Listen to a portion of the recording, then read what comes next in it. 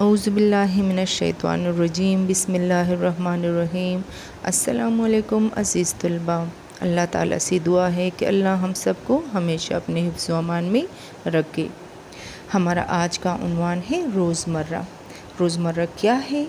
آج ہم اس کی تعریف مثالوں کے ساتھ سمجھیں گے اور سیکھیں گے۔ تو آئیے ہم اپنے سبق کا آغاز کرتے ہیں۔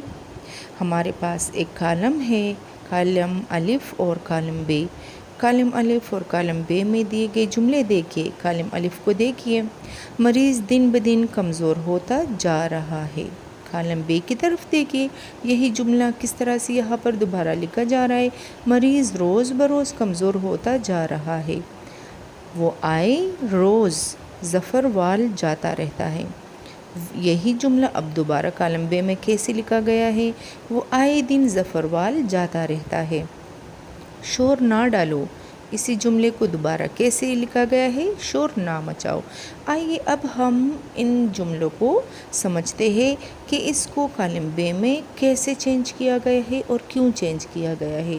کالم الف میں دیے گئے جملے کیا ہے، غلط ہے، جبکہ ان کے سامنے کالم بے میں دیے گئے جملے درست ہیں۔ یہاں سوال یہ پیدا ہوتا ہے کہ کالم الف میں دیے گئے جملے غلط کیوں ہیں؟ اس کا جواب یہ ہے کہ اہل زبان اس طرح نہیں بولتے۔ ہم کوئی بھی زبان بولتے وقت اہل زبان کی پیروی کرتے ہیں۔ اہل زبان کی بول چال کو روزمرہ کہتے ہیں۔ یہاں پر ہمارے پاس روزمرہ کی تعریف جو ہے اس کی وضاحت ہو گئی کہ روزمرہ کا مطلب کیا ہے یا روزمرہ کسے کہتے ہیں، تو اہل زبان کی بول چال جو ہے اس کو روزمرہ کہتے ہیں۔ روزمرہ میں لفظ اپنے حقیقی معنوں میں استعمال ہوتا ہے، یعنی ہم روزانہ کی بنیاد پر ڈیلی روٹین میں جو باتیں کہتے رہتے ہیں، بولتے رہتے ہیں، ان کو ہم اپنی حقیقی معنوں میں استعمال کرتے ہیں، ٹھیک ہے۔ اگلے صفحے پر دیے گئے جملے روزمرہ کے لحاظ سے غلط ہیں، اب ہم ان کی درستی کریں گے۔ آئیے ہم اس کی طرف آتے ہیں کہ جو یہ جملے ہمیں غلط دیے گئے، ہم نے اس کو روزمرہ کے حوالے سے کس طرح سے درست کرنا ہے۔ دیکھیے پہلا جملہ ہے ہمارے پاس، میری بات کا برا نہ منائے۔ یہاں پر یہ جملہ کیا ہے، غلط۔ اس کو ہم نے درست کیسے لکھنا ہے، میری بات کا برا نہ مانے۔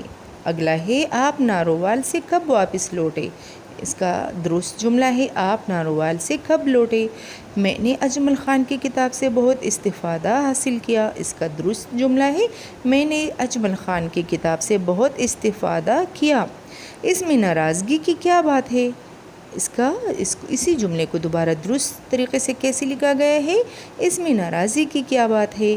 گالی نکالنا شریفوں کا شیوا نہیں۔